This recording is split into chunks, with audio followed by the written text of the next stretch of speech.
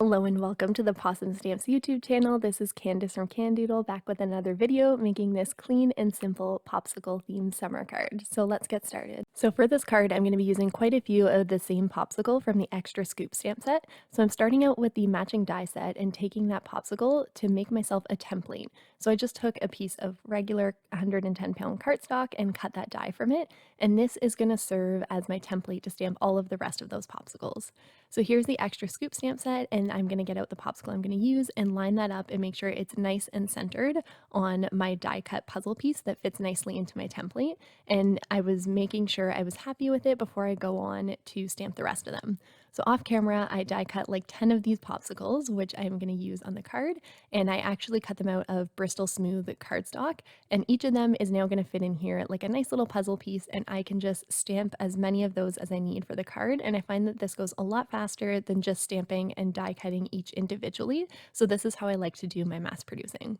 So once I was done with all of those, I put them down so I can color them. And today I'm going to be using my Zig Clean Color Real Brush markers, but you could color these in whatever way you like. So I started by coloring all of my popsicle sticks in the oatmeal color, and then for the rest of them, I have my colors that I'm using on the right-hand side. I have my own kind of handwritten numbers on them. I like to store them where I can see the lids, so this is just easier for me to kind of have an idea of what the color is and then grab whichever ones accordingly and still know what numbers they are. So if you're interested, I know the coloring is a little bit quick because I sped it up so it wouldn't take up the whole video, but you can still see what colors I'm using for each of these.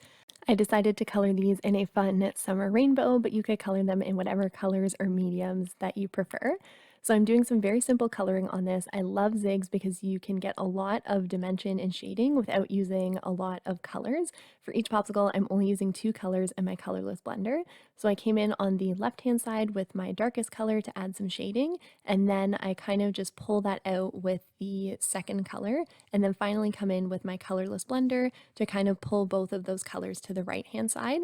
And I really like using the colorless blender because you don't have to worry about finding a third or fourth or fifth shade that matches the other 2 shades that you were using. You can do a lot with even just one color of zigs. So I find it's a really nice medium to work with, especially if you're not great at blending colors, because that colorless blender, which is full of just water, really does a lot of the work for you.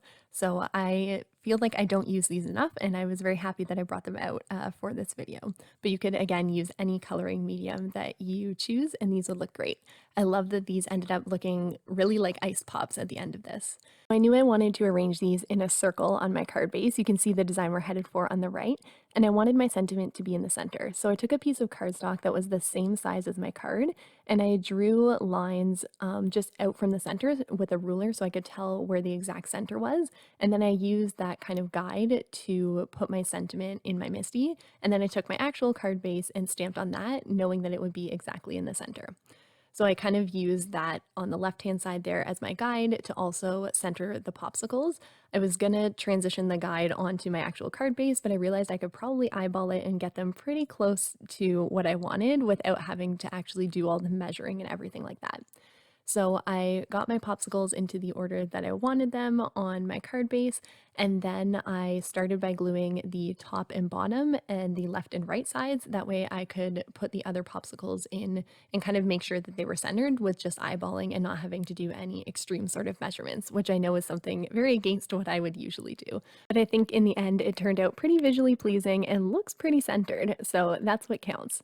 So now I'm just going to take that and I'm going to put some adhesive down on the back so I can glue this to my card base. And this card is actually 5 by 6.5, which is a bit of an unusual size for me, but I really like it. It's kind of like a 5 by 7, but a bit smaller. So there we have the final card, a very rainbow, clean and simple card using the new Extra Scoop stamp set.